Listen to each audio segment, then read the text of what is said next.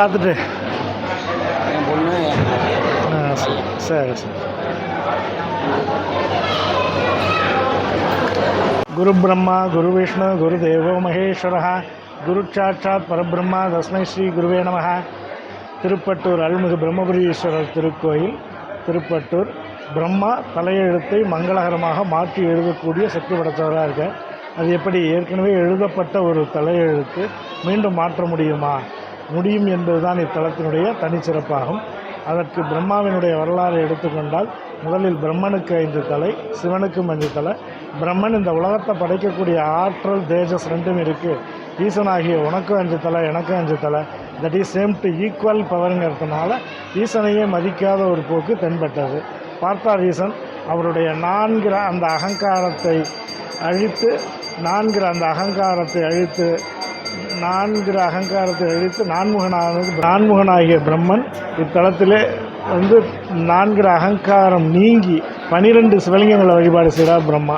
ஆக பிரம்மனுடைய வழிபாட்டில் மகிழ்ந்த ஈசன் அவருக்கு அருள் புரிகிறார். பிரம்மனுக்கு அருள் புரிந்ததால் இத்தலத்து ஈசன் பேர் பிரம்மபுரீஸ்வரர்னு பேர்.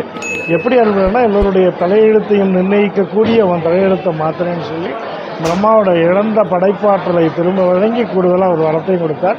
எப்போ அவன் தலையெழுத்தை அந்த தளத்தில் மாற்றிட்டோமோ அதுபோல் இங்கே வழிபாடு செய்வருடைய தலையெழுத்தை மீண்டும் ஒரு முறை மங்களகரமாக மாற்றுவேங்கிற வரத்தை கொடுத்தார். அதனால தான் பிரம்மா இங்கே தலையெழுத்தை மாற்றி மங்களகரமாக அருளக்கூடிய சக்தி படைத்தவராக இருக்கார். இவருக்கு பொதுவாக திங்கள், வியாழன், திருவாதிரை, புனர்பூசம், சதயம் நம்முடைய பிறந்த நட்சத்திரத்தன்னைக்கு வழிபாடு செய்கிறது மிகச்சிறப்பு. குரு பார்க்க கோடி நன்மை. குருவுக்கு அதிதேவதையாக இருக்கக்கூடிய பிரம்மனுடைய நேர் பார்வைப்பட்டா போதும் சகல தோஷமும் நிவர்த்தியாகி நன்மைகள் கிடைக்குங்கிறது நம்பிக்கை. வேறு எங்கும் இல்லாத ஒரு வாக்கியம் இத்தலத்துக்கு உண்டு. அதாவது விதி இருப்பின் விதி கூட்டி அல்கிறார். யாருடைய தலையெழுத்து மங்களகரமாக மாற வேண்டும் என்று இருக்கிறதோ அவர்கள் மட்டுமே இத்தலத்து பிரம்மனை தரிசிக்கக்கூடிய பாக்கியத்தை பெறுவார்கள். சுருக்கமாக சொல்லணும்னா எத்தனை மணிக்கு வர நமக்கு அப்பாயின்மெண்ட் ஃபிக்ஸ் பண்ணியிருக்காரோ அத்தனை மணிக்கு தான் நாம் பார்க்கக்கூடிய ஒரு நல்ல பாக்கியம் கிடைக்கும். அதுதான் மாணிக்கவாசகர் சொன்னார், அவன் அருளாலே அவன் தாழ் வணங்கினும். இறைவனை வணங்க வேண்டும் என்றால் கூட இறைவனுடைய அருள் இருந்தால்தான் முடியும்.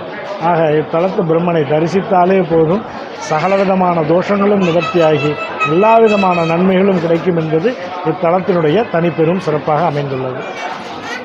பிரம்ம சம்பத்கூரின்னு பேரே மட்டும் தனியாக. அதாவது திருப்பிடவூர்னு இந்த ஊரினுடைய பெயர், திருப்படையூர்னு ஒரு பேர். அது மருவி திருப்பட்டூர்னு வந்துச்சு. திருப்படையூருங்கிறதுக்கு காரணம் முருகப்பெருமான் சூரபன்மனை வெல்வதற்காக படை திரட்டிய ஊர் என்பதால் திருப்படையூர்னு ஒரு பேர் உண்டு.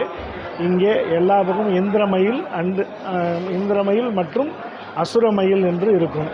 அதாவது முருகப்பெருமானுடைய வலப்புறம் தலை இருந்தால் அது இந்திரமயிலாகவும் இடப்புறம் தலை இருந்தால் அது அசுரமயிலாகவும் கொள்ளப்படும்.